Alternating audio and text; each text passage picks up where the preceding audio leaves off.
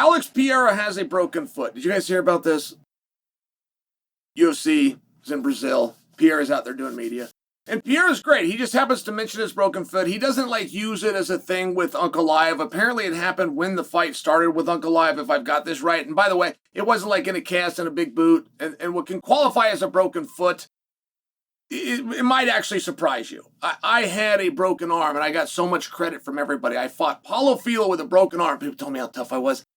But there's something known as a hairline fracture, and if there's a fracture of any kind on an x-ray, it goes into the category of broken. I'm not minimizing the foot. I'm sharing with you why you've seen Pierre at the tire shop and why he could travel so comfortably and why he was riding a motorcycle last week. You guys might have seen that on social media. I'm just sharing there's different levels of broken foot, but the mere fact that he had to deal with a broken foot, there's almost a silver lining on this, which is forcing Alex Pereira to get some rest. Forcing Alex Pereira to not take a phone call next week from Dana White agreeing to go and fight. So, silver lining, right? You don't quite mean he's lucky to have a broken foot. He'd rather not have the broken foot, but the body needs rest at some point. So, okay, Pereira's going to get a little bit, we think. Now, Pereira, he's in a very good spot, but it's interesting.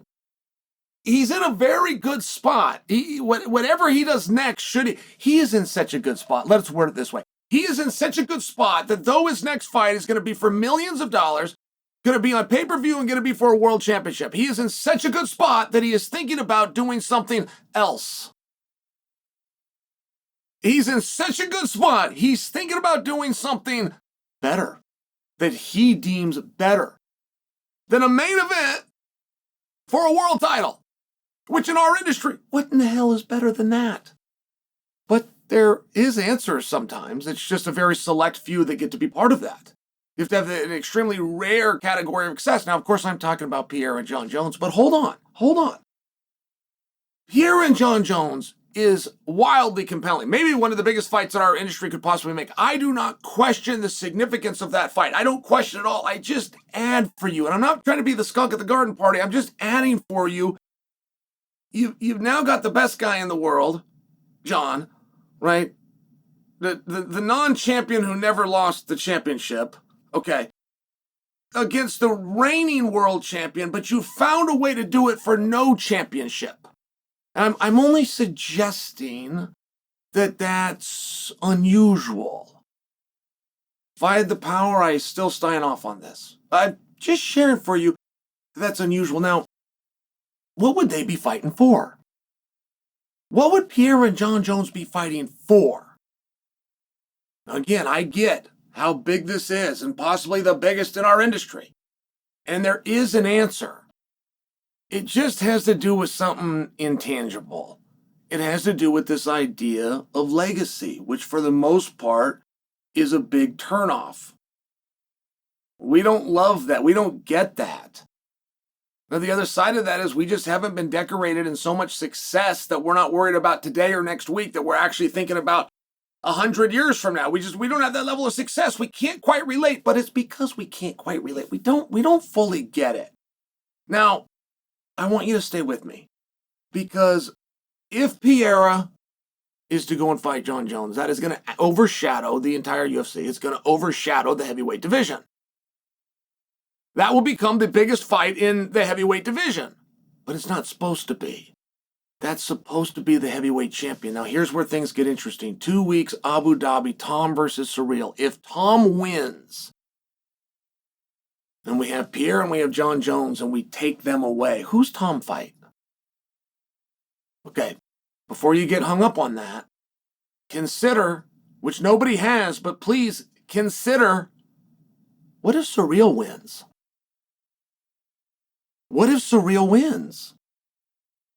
If we're going to take Jones and we're going to take Pereira, who are you going to have Ciryl fight? Would likely be if you did that, you would likely, just for lack of put him back in there with Tom, is what you'd likely do, which, by the way, if Ciryl was to beat Tom, rematching Tom would be a much bigger fight. Tom's got so much hype around him right now, it's overshadowing. Tom's got a problem in front of him. Tom knows it. Tom's aware of it, but it's a very hard spot for anybody. Tom's a young guy. Tom's achieved a lot, and he's the heavyweight champion of the world. He was the interim champion before that, which means he's a 2-time champion. Tom's a young guy. Tom doesn't have all these experiences that I'm just sharing with you. There's very few things that are harder to do in this sport than to fight somebody that's harder than the public gives him credit for.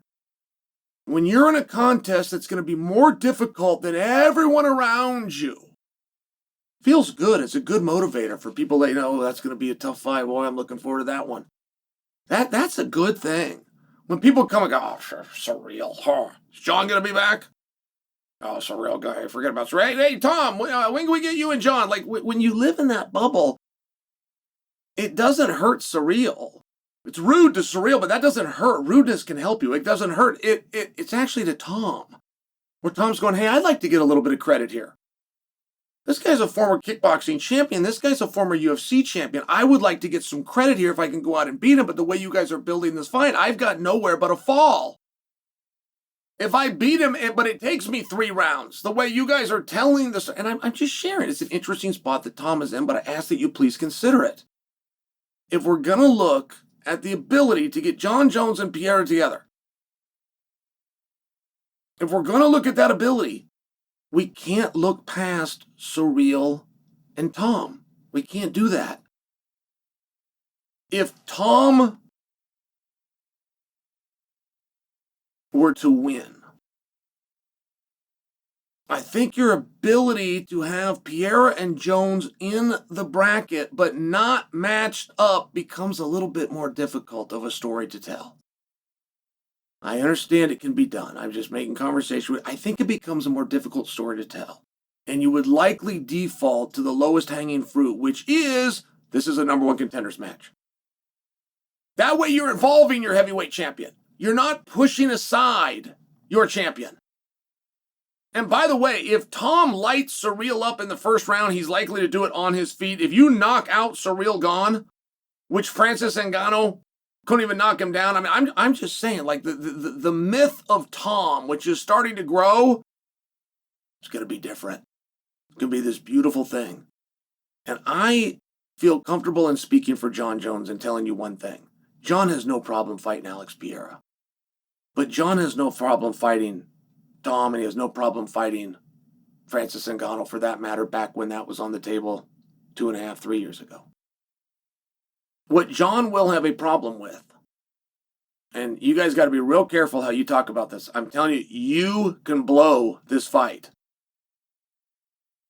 The problem that Jon would have with taking on Pereira is if it gave the perception that Jon was avoiding Tom.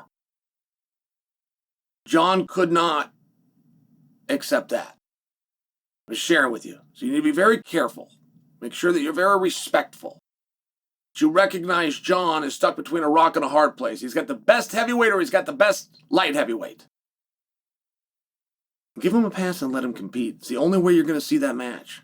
But before we get to the likelihood of Pereira versus Jones, we've got to see the outcome and we've got to see the performance. We got to see how it plays out.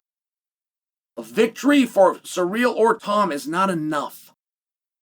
The way that victory is achieved, that's what's going to set up the storylines for the heavyweight division. And it's only once we have that outcome that we can begin to predict if we're going to get Jones and Pereira.